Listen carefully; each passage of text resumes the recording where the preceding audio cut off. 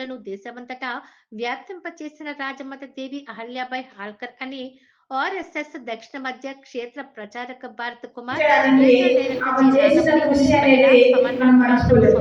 ఈ రోజుల్లో చూడండి, ఒక గృహిణిగా కానీ అలాంటి మహిళలు కూడా విజయనగరంలో గాంధీనగర్ స్కూల్లో సుమారు 33 సంవత్సరాలు తన జీవితకాలంలో 70 సంవత్సరాలు 33 సంవత్సరాలు వచ్చిన జీతంతో ఒక చిన్న గదిలో ఉండే పిల్లలను పోషించగలిగింది. అంటే ఒక లక్ష్మిగా మనం భావించండి.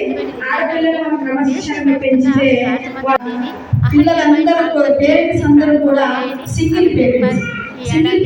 ఈ జోన్ లో చూసుకుంటే 9 లక్షల విద్యార్థులు ప్రభుత్వ పాఠశాలలో చదువుతున్నారు. 5 విద్యార్థులని ఫాదర్స్ ఉంటాయి, కానీ ఇది చేస్తే నేను సక్సెస్ అవుతాను సక్సెస్ అవ్వలేను అనేది ఎక్కువగా భయపడుతూ ఉంటారు.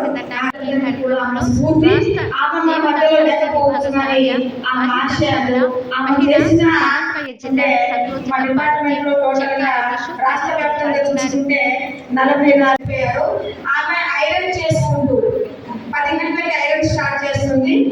వివరించగలిగినట్లయితే వాళ్ళు కూడా ధైర్యంగా ఉండి ముందుకెళ్ళడానికి అవకాశం ఉంటుంది. కాబట్టి ఈరోజు పాఠశాల స్థాయి రోజులో ఒక పాట ఉండేది,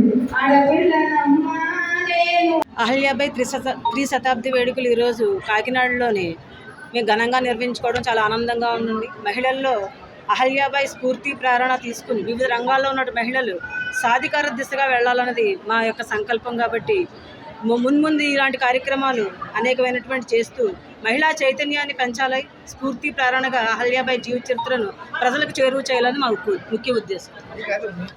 ఈరోజు మహిళా సమన్వయ కార్యక్రమంలో భాగంగా అహల్యాబాయి హోల్కర్ యొక్క 300వ జన్మదినాన్ని పురస్కరించుకొని ఏప్రిల్ 2024 మే 1 నుంచి 2024 25 మే 31 వరకు ఆమె యొక్క జన్మదిన కార్యక్రమాల్ని జిల్లా వ్యాప్తంగా రాష్ట్ర వ్యాప్తంగా జరిపించుకోవడం జరిగింది.